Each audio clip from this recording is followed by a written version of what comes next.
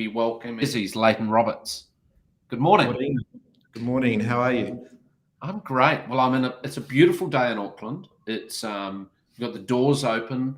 I've got my dog here, been for a walk on the beach and feeling grateful and trying to be positive in this time. How about yourself?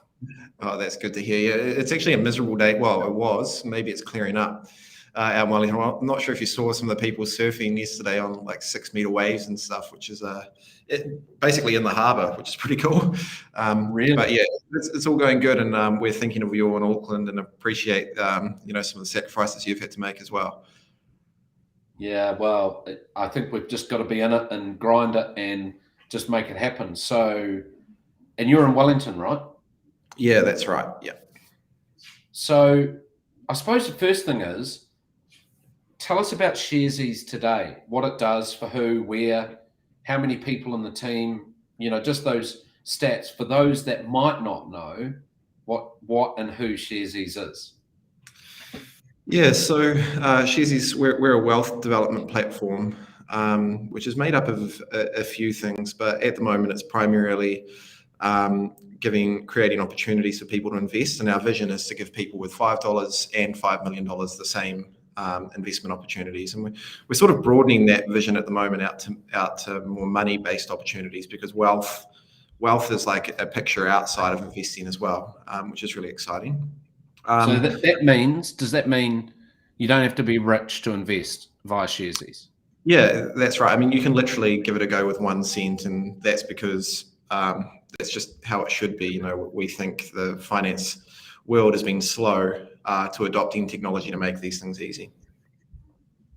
And with regards to the team, I think it's about 180, 190 people at the moment. So reasonably large team now, and that's New Zealand and Australia. So about 6 or 7 of those people live in Australia.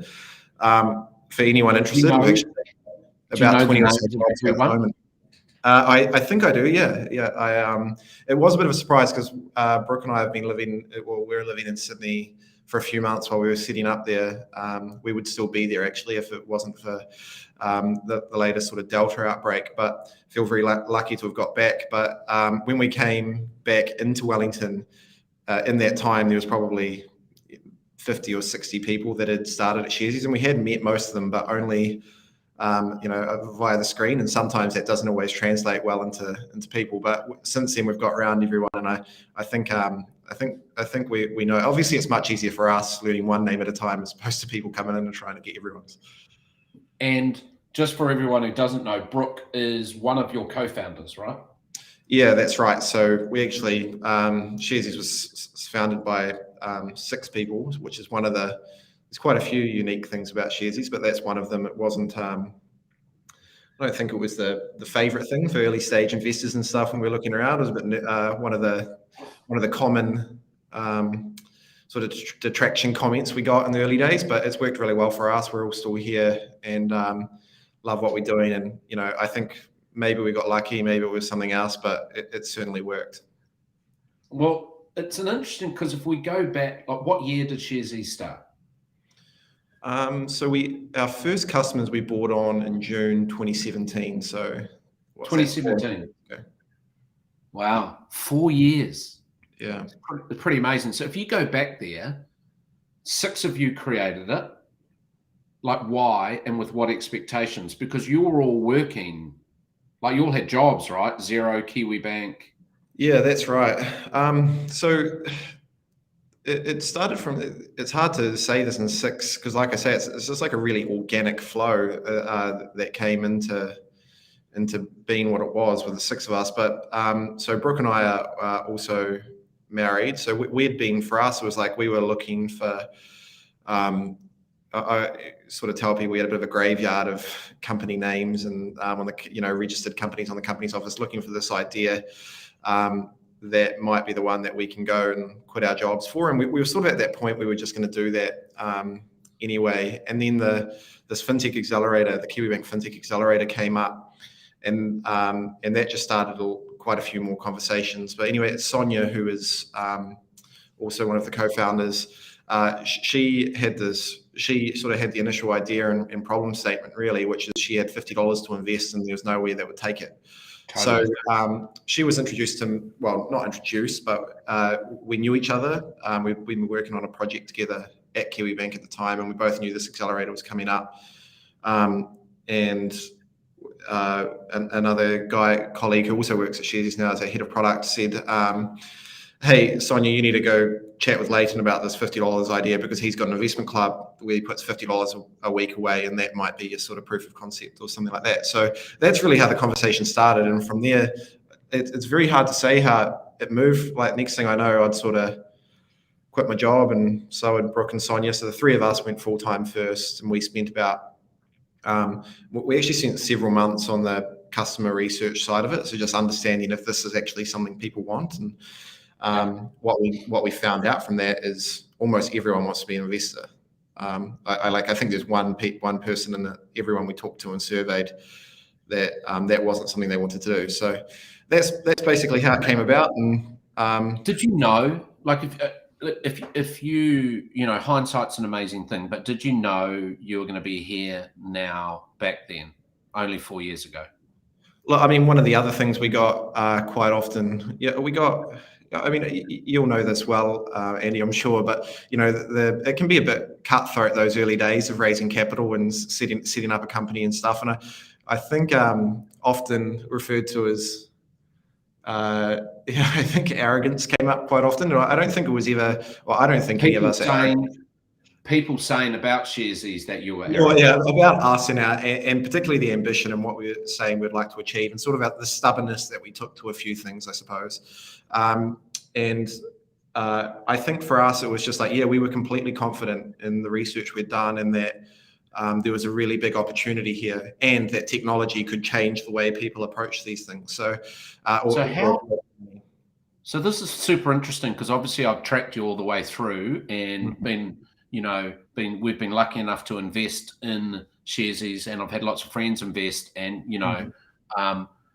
it's interesting that you were aware of the perception, because I definitely think you have created a unique path to raising capital, right? Because you have been super confident, not arrogant, just super confident about, what you're doing. Yeah, and I mean, it's easy to be aware of because we got told it quite often, So you got no's? Did you get no's? Oh, plenty. Yeah.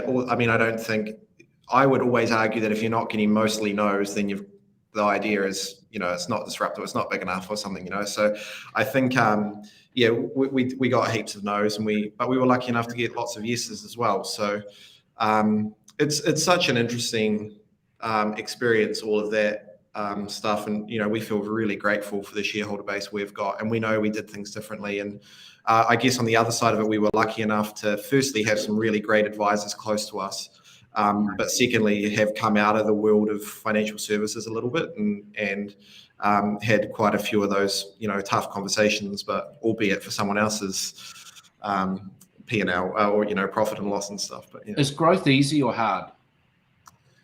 I mean, growth is really hard. I think, like, particularly, what's hardest about growth? It might just be the sheer amount of change that needs to come with it. So, like for us, March last year, we had, I think, a team of 30 and about 100,000 investors. And probably just over $100 million in custody on the platform. So give me that again. 30 staff. Yeah. How many customers? About getting close to 100,000, maybe 90,000. Yeah. And 100 million. And about 100 million, yeah. Okay. What about now? And now we're at 1.8 billion under custody. We're at the 180 odd staff, and we have about 430 or 440,000 investors on the platform. Now in New Zealand and Australia. So how have you coped with that, the growth and the challenges? Because that is an incredible scaling. Yeah, so the big thing is, I'd say, I'm not sure if it's our mindset or it's a maybe it's just a human defense mechanism, but normally that you look at it's in hindsight that it's challenging. So we've got a concept, well, it's something we talk about particularly as the founding team, but we try to share that much wider now, is you get to go home with light shoulders every day and a shared, it's like the old problem shared, problem halved type thing.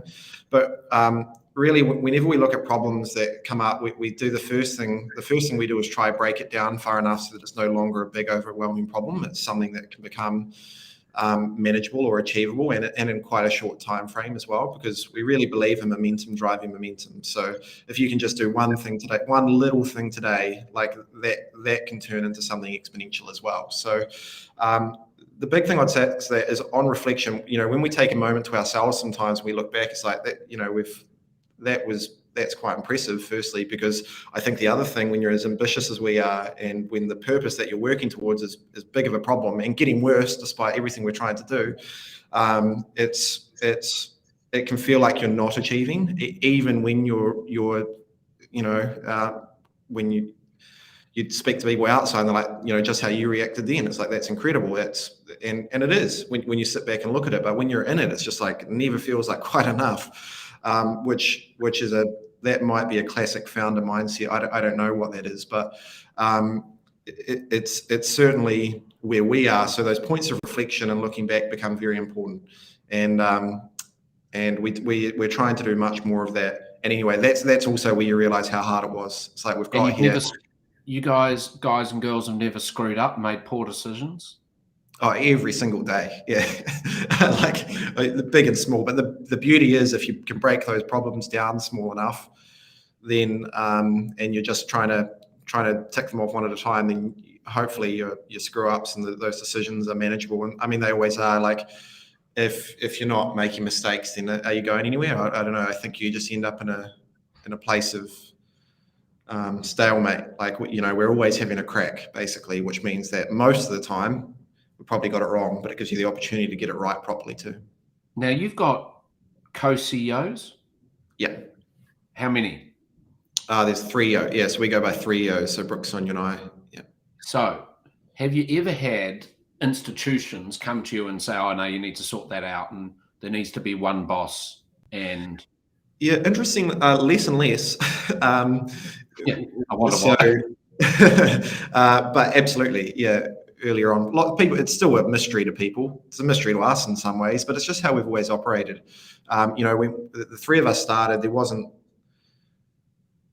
supposed to be a hierarchy or anything. It wasn't supposed to be, we always sort of made mutual decisions. We're also, we're 3 of the 5 directors on the board, and one thing that's important to us, particularly when we were smaller, but was having control of the company, despite what was happening in the capital raising and things like that. So, and that's only going to be true as long as we think our vision is best for Sharesies and where that goes. And as long, right now we're still confident that's the case. And as soon as that changes, then we'll be hopefully very quick to acknowledge that. But yeah, it works for us. I think most people who work here have only really ever experienced it like that. So, and I won't say it like it's good for us, and that a very lonely job is less lonely. But it can be. It's got its challenges as well. There's no doubt about that. Particularly, but I think one of the things we try not to be, or we don't even try to be, basically, is the same person. So it's perfectly plausible for someone to get 3 different answers, but when they come to the 3 of us, because we're not trying to always deliver the same things. One of the reasons we think we have managed to achieve what we've achieved is because we've had lots of really tough conversations on differences of opinion. And I think that's important through the business, that rub. And ultimately then we just have to have really good empowerment and ownership for people to make the decision they think's good off the information they get from any of us at any time. That can be a journey sometimes, but our leadership team now and the team around us, I think, really get that. They sort of, they understand that we're not too attached to it either. Like, we also have a rule as like sort of who cares most. If we really get to loggerheads, it comes down to a who cares most. And it's like, yeah. Okay, so this is not a trick question. Is the primary purpose of Sharesies to make money? It's one of the primary purposes. So we're a B Corp, so we're profit and purpose, right? We believe those two things can exist completely alongside each other without trade-off. Love it. Now, next thing, something very dear to my heart and something that your Sharesies team used to get a little bit rancid with me in the early days when I was like, kids, let's get kids. The kids accounts have been a massive part of Sharesies. Can you just sort of take us through if you want to get on Sharesies as an adult, how do you? And if you want to get your kids to have a Sharesies account, how you do that? And then the third thing, why kids accounts? Yeah, so you go through a sign-up process, like hopefully a slightly more enjoyable sign-up process or less friction than what you'd get with most financial services. But you enter your name, you enter your ID, we make sure we know you are you. We ask you a few questions, and it's I don't know, it probably takes about 2 to 3 minutes on average for people to go through that sign-up process. And from there, you're a Sharesies customer. For kids, it's within that account. Once you've got your parent account open, you can go through. You need either a birth certificate or a passport for a kid. Then you need their IRD number. So everyone needs their tax number. And then once again, I mean, that's probably about, if you've got those two pieces of information, it's probably about a minute to get the kids ones going. So that's that. Why are kids accounts important? Yeah, so the why is time is money, right? So the classic time value money equation, which is a lot of people focus a lot on risk, but the exponential numbers. So if you think about making money like a curve like this, right, that's what everyone dreams of. The thing that creates the exponential part, or literally the power of number in your time value of money formula, is time. So how many years or how much you're going to put towards it. So the big thing, like Brooke and I worked out for our kids, if we do, from when they were born, if we do $5 a week into like a fund, then they should never have to worry about retirement, as long as they can continue to do that $5 forever. And that $5 doesn't need to increase with inflation. It doesn't need to do anything. They just need to commit to $5 a week. And if you think about that, the reason coffee a week. Yeah, exactly, for a kid. So, and then if you think about that for a habit forming and getting someone to do that, to understand that, by the time they're 18, they can completely see the benefits of that, or whichever time you decide to move the portfolio into completely their own control. For me, I've done that a little bit older than 18, because I think if I had got hold of any money at 18, it would have been a disaster. But that maybe if I'd been part of that experience and education the whole way, that would be a completely different story, and I'd have a better understanding of that. So yeah, and that number just gets bigger and bigger. By the time you're 17 or 18, it needs to be $50 a week. So that's a material difference, right, over 17 years. By the time you're 28, I think it's about, or 28 or 30, you're talking like $100 a week. And then it just goes up from there, and what you need to make sure that retirement is comfortable. And no one cares about retirement is when you're a kid, or even probably until you're pretty close to 30. I think people start to realize they have a financial future, but that's why it's important. Now, maybe one of the things that we haven't explained, but Sharesies, you can invest New Zealand shares, Australian shares, American shares, right? And you can do it all from your phone. That's right. Yep. Once you're AML approved. Yep, and we have your tax details. That's right. Question for you: if we look ahead 20 years or 25 years, and we think about the cohort of kids that have come on in the last 4 years with their parents, like, what do you dream, other than that they're getting and adding more and learning? Like, what's the dream around the impact that this could have? Because you've got how many kids accounts in New Zealand? Yeah, it's about 40,000 or something, I think. So a lot. Wow, that's a lot. Mm-hmm. But there's a lot of kids in New Zealand. Yeah, and it's definitely not enough. But the dream is, we ran an awesome program last year with kids in schools and stuff as well. So we do want to get more into that. The dream is ultimately we would really like, the wealth gap is getting bigger. COVID has driven that home even more with where things are going, and a lot of that is based on financial education and then not being in assets that grow. Like the big thing is the only thing in the world really that has predominantly one purpose is which is to make money, is a company.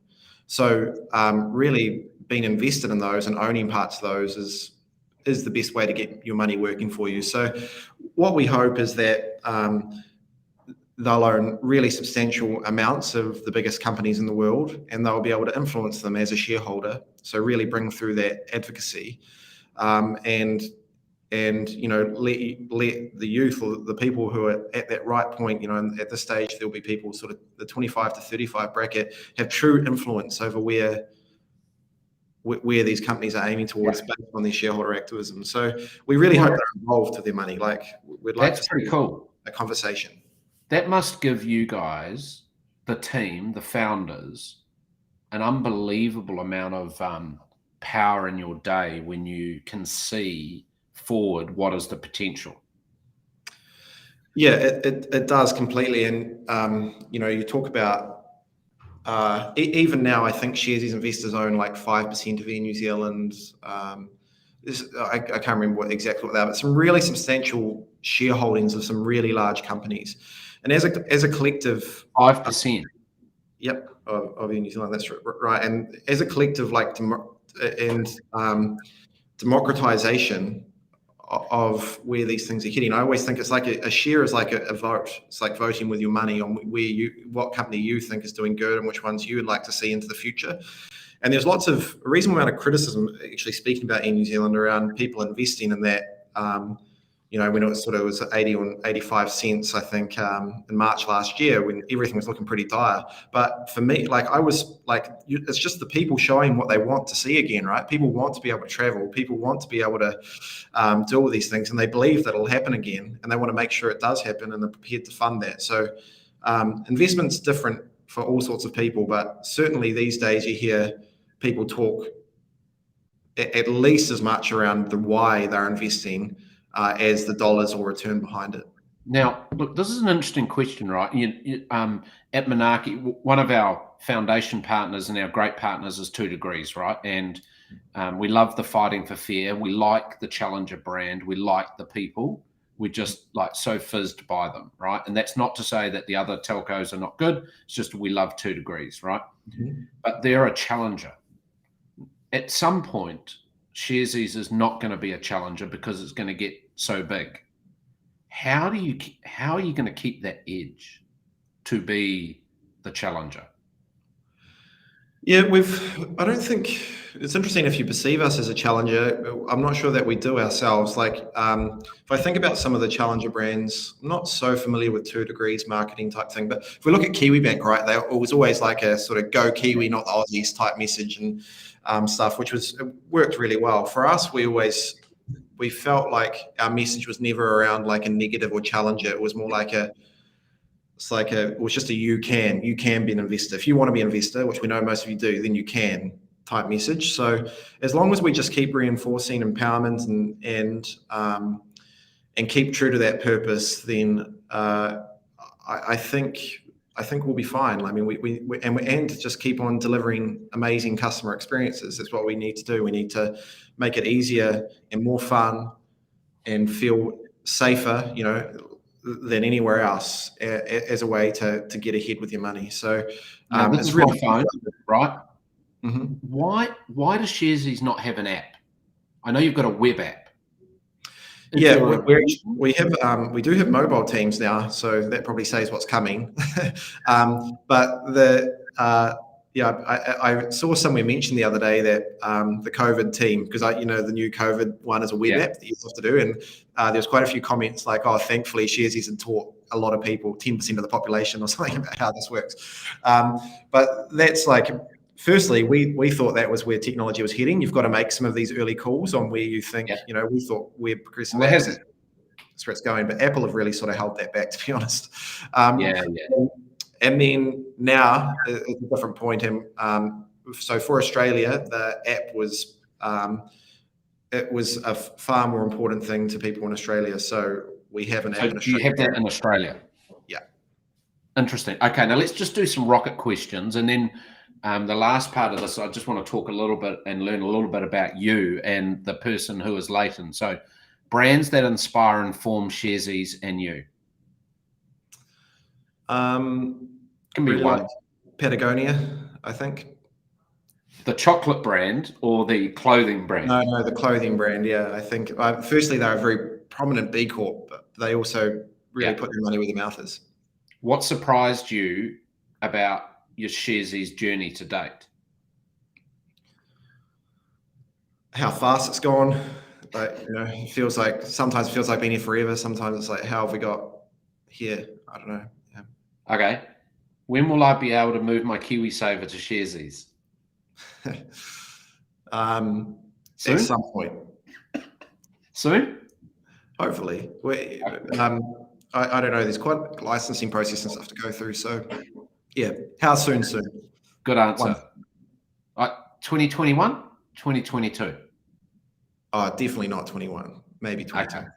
Robinhood, same or different to Sharesies? This is the US listed democratization platform. Yeah, different in many ways and the same in many ways.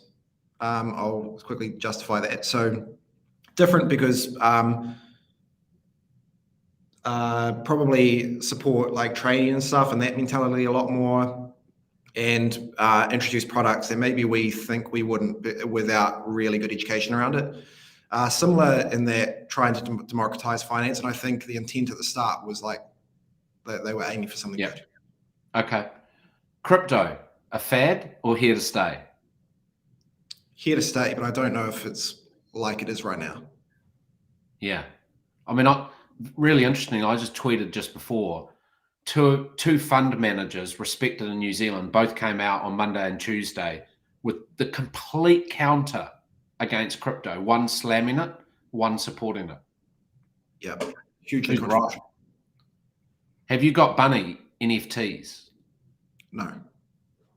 What do you think of NFTs? Don't understand them well enough. That's a good answer. How do we enable more financial literacy in New Zealand? More conversation in schools. Yeah. And more people using products like Sharesies. I think it's a good answer. Now, family and business. So you mentioned earlier in the call with me that Brooke is both your co-founder, co-CEO, and also life partner. And you've had kids together. That's right. Two, yeah. Gonna have more? No, we think we're done, I think. Yeah. But you're young. Yeah, you yeah. Like 4 or 5. We were talking about it the other day, actually, oddly. But yeah, we've got a girl and a boy, and like I don't know that it was ever a strategy, but good strategy. That does mean that we sort of feel quite content, and that's a really nice place to be. So, do you know what I always say to people like you though? I'm the fourth. Yeah, yeah. If people didn't go again, I would not have been around. Yeah, so, we're both the first. So Brooke's 1 of 5, and I'm 1 of 4. So I mean, we both enjoyed coming from really big families. So yeah, it's an interesting. And we love what's it like having your life partner in business, and then how do you two manage the whole? Who looks after the kids, who takes maternity, paternity leave? Like, are there challenges with family and business together? Definitely challenges, but firstly, we have really great support from our family, and we're lucky enough now as well that we can afford to have a nanny and stuff like that. So that helps. In our case, it's a nana nanny, so my mum actually looks after them. Beautiful. On those early conversations, I mean, for maternity leave, it wasn't really that hard. Like Brooke really wanted to take that early time with the kids, and that happened. And I get to spend a lot of time with them as well. And we take them everywhere with us, so that's really cool. And then on the work front, it's very hard to imagine doing something like Sharesies individually. It's such a part of our life. And sometimes, every now and again, we draw a line, but and say, look, what was that? And sorry? So when you get home, do you go, right, we're not talking about that? Work. Sometimes we talk a lot about work-life harmony rather than work-life balance. So it's not as clear-cut as that. But sometimes if one person says, I don't want to talk about work right now. And sometimes when we're with the kids in particular, we when we get home and it's time to be spending a lot of time with them, we do call each other out every now and again about, hey, let's not talk about that right now. They're not interested. Now, super interesting, right? That people won't know, and if they don't snoop you on LinkedIn, is that you actually have spent the first part of your career in the armed forces, right? So I'm kind of interested, how does a musician in the army end up being the co-founder of what is one of New Zealand's hottest tech companies? Oh, thank you. That's very nice. But I think anyone can. I don't know that there's any well-trodden path towards founding a company, and particularly not founding a successful one. But I've just sort of done whatever I felt was good, and often without a plan. So I joined the army based on a decision one day to audition, and honestly, I started there like 3 or 4 weeks later as a trumpet player and cornet player. And then I was, while I was in the army, I got offered to be the director of music of the band. So it's sort of like the officer in charge of the band. And I started through that process. And as a result of that, they put me through university.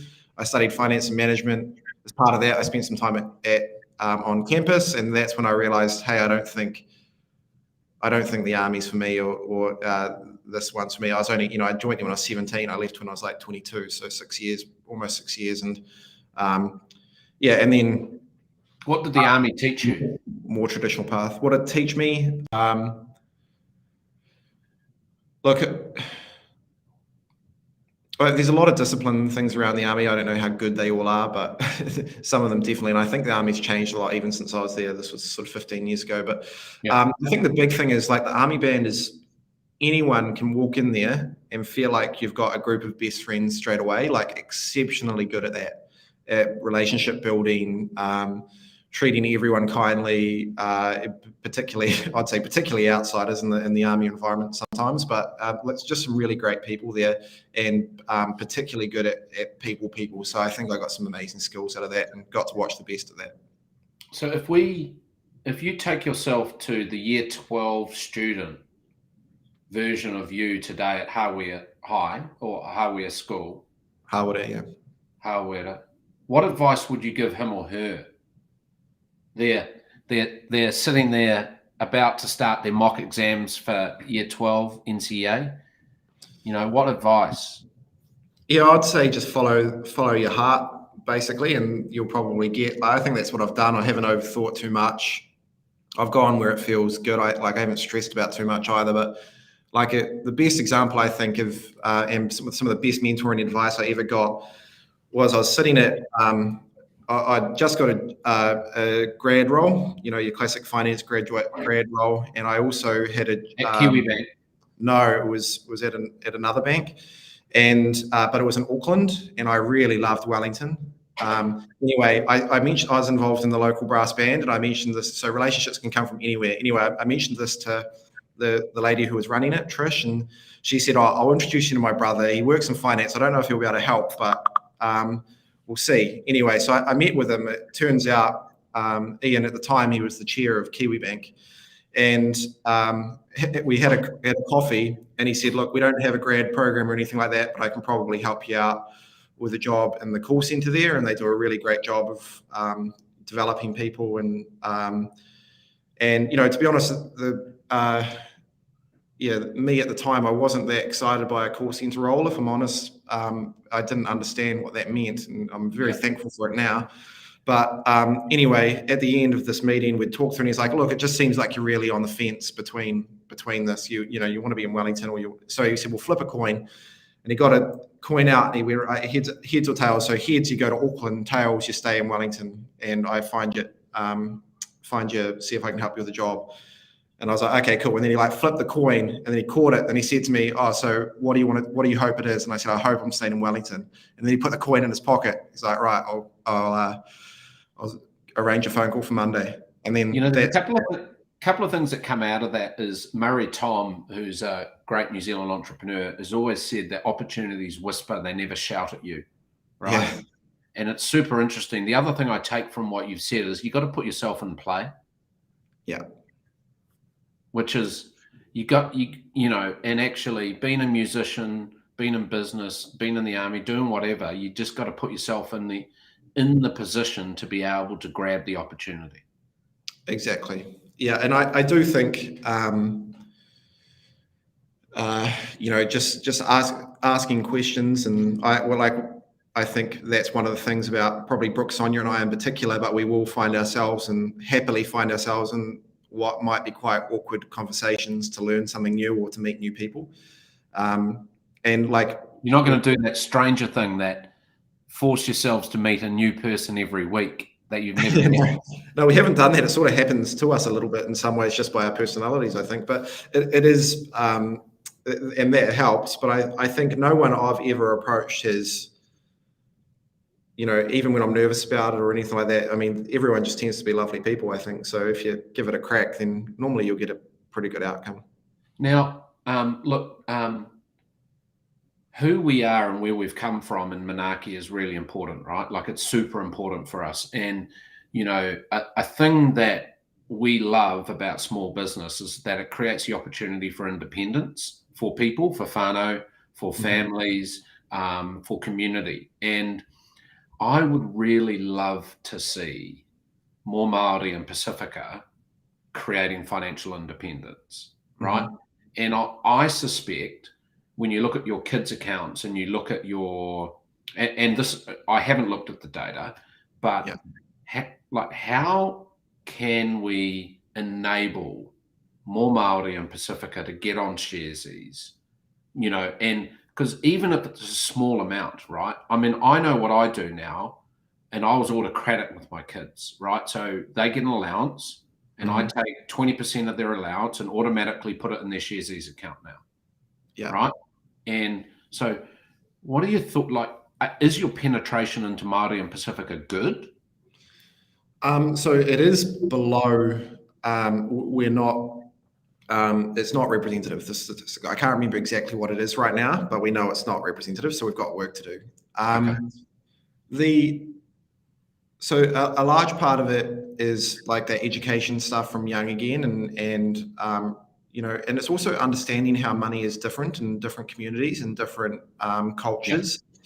And we're working hard on that. So we do have some really good advisory on that as well, and people working with sort of like to get the co-design happening and making sure that what we create supports that. Like, one of the things we're exploring right now is whānau accounts, and it's like, well, how does that work? Because if in many cultures, particularly in Pacific cultures, money is not mine, it's ours type thing. So, it's firstly embracing all of that. The next thing is sort of recognizing is really supporting them or being part of their journey, because like I'm personally, I'm New Zealand European, but I think the best people, in my experience, like so many Māori and Pacifica leaders that we speak to really want to drive this, and we can support with our platform, but they've got the best ideas, and us coming in and just trying to solve it is not going to help.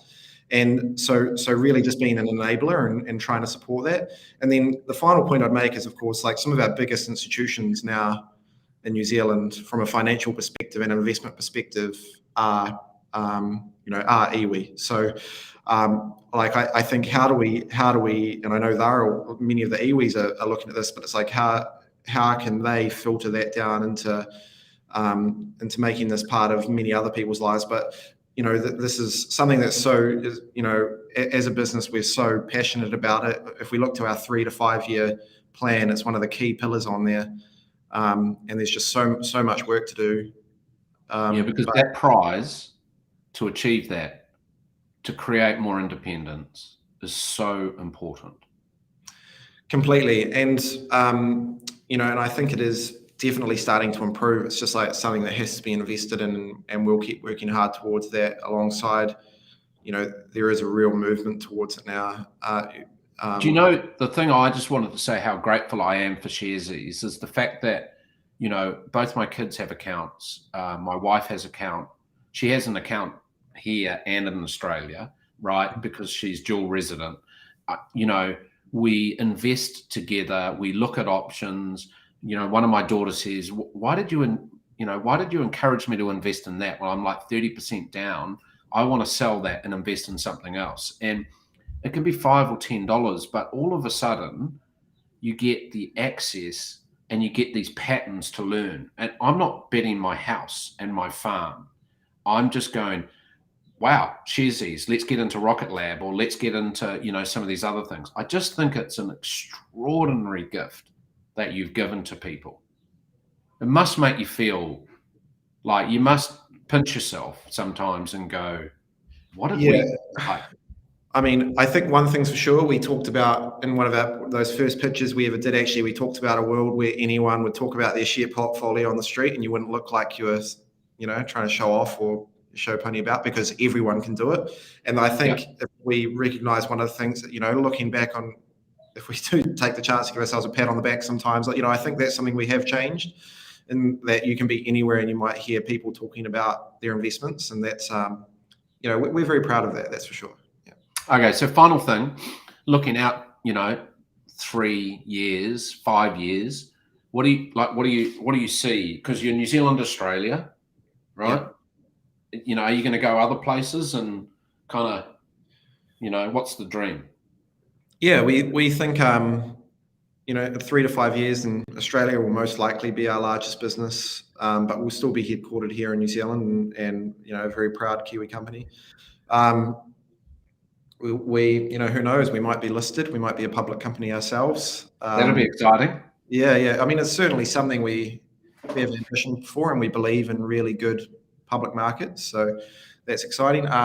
We're interested in Asia. We think there's some good opportunity there, and we've sort of started looking into where we might like to go over there. And then I think mostly if you look to the big markets, and we'll have achieved more of that profit and purpose stuff, and we'll have achieved more of the money opportunities. So Sharesies might not just be the place you come to investing. There might be some other things that you use Sharesies for too. That's cool.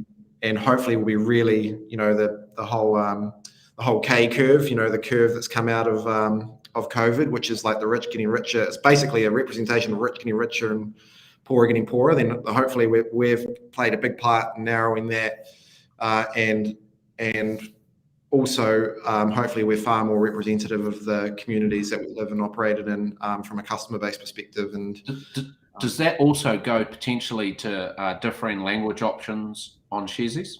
Yeah, completely. I think all of that will be on the table. 3 to 5 years. On one side it feels like so far away, and on the other side it's like we're almost 5 years in. So, I think we're super excited about the team we've got now, because it's not just all our energy. Like, we've got really good momentum from our team. So that's great. So, final thing, personal advice to business owners and startups who are early in their journey. When you think back to what you did as a team, like, what would be your advice? And you must get lots of people who come to you now saying, we want some of the Sharesies sprinkle dust. What do you say to founders and business owners when they come and talk to you? And what would you say now? I'd say really, really know what you know, and have a lot of confidence in that. And I'd like bringing back to that comment on arrogance, whatever. But you don't need to be arrogant at all. But I think having a lot of confidence to what you're working towards and really representing that helps a lot. And then I also think be super responsive to changes in information, because what the whole thing about what you know is it can change very quickly, and responding to that and creating a new thing of what you know is really important. And then the final thing would be the whole thing, if you look out too far, can feel very overwhelming, and you've got to have that in your mind. You need to be able to tell the story of what it can be, but you also need to be able to see the increments on getting there. And like I say, it's like whenever I start to feel overwhelmed personally, or like something, I just think, right, my mind just goes immediately, momentum drives momentum. What's the one thing I can do right now that starts moving us towards this big problem? And then so powerful. Now, Actually, someone asked me a question that just messaged me. When you're not working and you're not spending time with the kids and Brooke, what's your favorite personal hobby or interest that you love that has nothing to do with work? I mean, I love being with people, so hanging out with friends and being in those environments. I love board games and cards and stuff, and we do a lot of that. I also love sports. Do you? Playing sports? Yeah. Like what sort of sports? So right now I'm playing quite a lot of squash. I played more tennis when I was younger, but squash is the one that I'm running around. I love it because I feel like I get a really good workout, but I don't have to go sit in a gym, or like running's not really for me. Brooke loves running. I find it like I love running around the squash court or playing some sort of game. So that's what I do. But yeah, ultimately I care way more about the people I'm with than where I am. So I have a really close friend group and try to spend as much time with them as possible.